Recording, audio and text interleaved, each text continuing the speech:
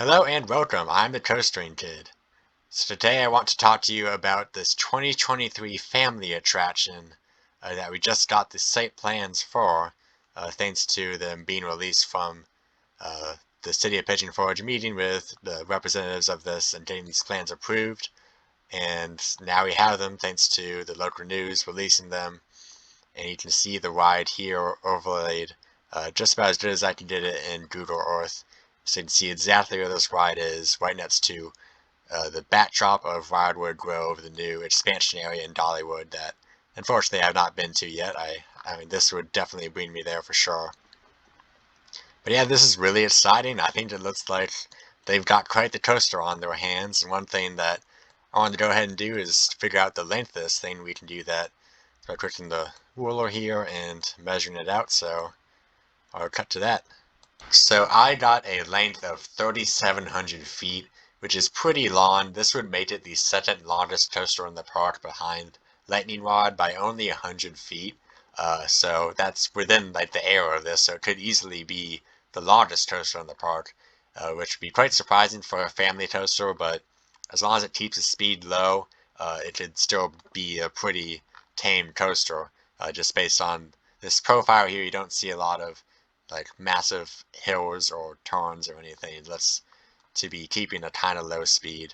One thing I thought would be interesting to do is show the elevation profile for this thing because it definitely uses the hills and mountains. So you can see down here at the start, it is about at 1,070 feet, and then it goes all the way up to an elevation of 1150, and then it drops all the way down to an elevation of, basically just 1,060 maybe.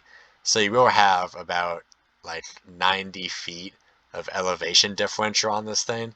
So that will be insane. This will be a terrain coaster to rule them all. And even here you can see that there was these hills shown, but these don't exist right now. You can see that in the terrain, but they will be adding these in. I think that this will be like man-made hills that will add some elements to this ride. The overall level of the overall terrain here might come up a lot in this valley because you don't want to you want it to be relatively flat in this area because I think they will be continuing the pathway through here.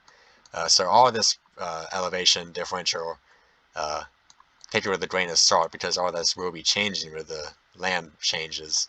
But over here, you're definitely going up on a hillside. So you're all probably asking, or at least questioning, like what type of coaster even is this? And I haven't touched on that yet, so here I go. I'll take a stab at it. When I first saw this, I definitely thought like, oh, that is a wooden coaster layout, because it just has a lot of straight sections for some airtime hills and doesn't have any inversions. It just meanders about. But because it is a family coaster, or you have a lot of like overlap with family coasters and wood coasters because they don't invert. They're not going to have any massive elements. So I think this is just a steel family coaster that looks like a wooden coaster layout. The thing that makes me think that is you have these little dots on the figure here, and if these are the locations of some footings for the coaster, at least the preliminary ones, these are way too far apart for them to be a wooden coaster footing. You can see that compared to the Thunderhead over here, like these are much closer together than that, so you're not going to see that on a wooden coaster. So to figure out what type of coaster this will be, we're going to have to look at what we know and see what coasters are similar to it. So we know it'll be a fairly long coaster at 3,700 feet in track length. We know it'll be a family wide, so it'll not be that fast. And we know it'll be steel. So looking for roller coasters that are steel, not that fast, and will have a long track length. Okay, so now I'm in my roller coaster spreadsheet. This is the entire roller coaster database into Excel in 2020, so it's a bit outdated. So I filtered the length of everything to greater than 3,300 feet, and then I did the speed of less than 50 miles an hour, and this is all of the roller coasters that meet that criteria. One thing I want to do is filter out the year because they're not going to install a roller coaster that was built Like, I don't think the manufacturer from 1927 is still around. So here is what we're left with, and I had to do some more research on this. Loop Garo is a wood coaster, so we're going to get rid of that. And then Red Falcon is some random Japanese coaster, we don't need that. And then this is kind of what we're left with. Another addition here is Batwing, a Flying Dutchman roller coaster from Vekoma, and I'm going to replace this with Fly at Phantasialand because this actually meets the criteria. It was just built after I made this spreadsheet. So you have a Intamin family launch coaster, a Vekoma flying launch coaster, and I think the Vekoma is kind of the wild card because Vekomas could be anything when it comes to the family coasters. So I think that could be the one that just ends up being really unique, but I think Vekoma could definitely design something like that they have for many Disney parks. So another important thing to notice is that the footings are all very close to the track, and that means that it'll most likely just hug the ground the entire way, be very close to the ground and not have any high-flying elements, and that kind of makes me think that this won't be a flying coaster, and also because if it was a flying coaster you would need supports. Sometimes you'd have an overhanging support with 2 footings, and most of the footings are in just pairs of 1. Like you see that these might be 2 right there and here, but that just means it's on a banked turn and it has 2 supports to brace that. But then for a lot of the track length, you just have 1 support below the track. And again, this is all like preliminary information probably, so it's not too much that we can take away from this, but based on what we have now, that's just what I'm thinking. Another important thing is that if this were a lift hill for a lift hill coaster, not a launch coaster, you would also have that supports bracing out from the track to build up a tall lift hill, and we don't see that, so that also makes me think it's a launch coaster because looks like it's a flat track with a launch right here, and also probably on the back end right there. The only thing that would make this kind of weird if I pull up the track again is that would make it so that you are kind of launching uphill and then turning around and then launching downhill, and then you just be going really, really fast here for a family coaster. So maybe it'll just kind of brake you a little bit and then launch you, or maybe it'll just be so slow coming into that. So that's just one thing to keep in mind. And I do think it would have to have 2 launches to go through the entire track.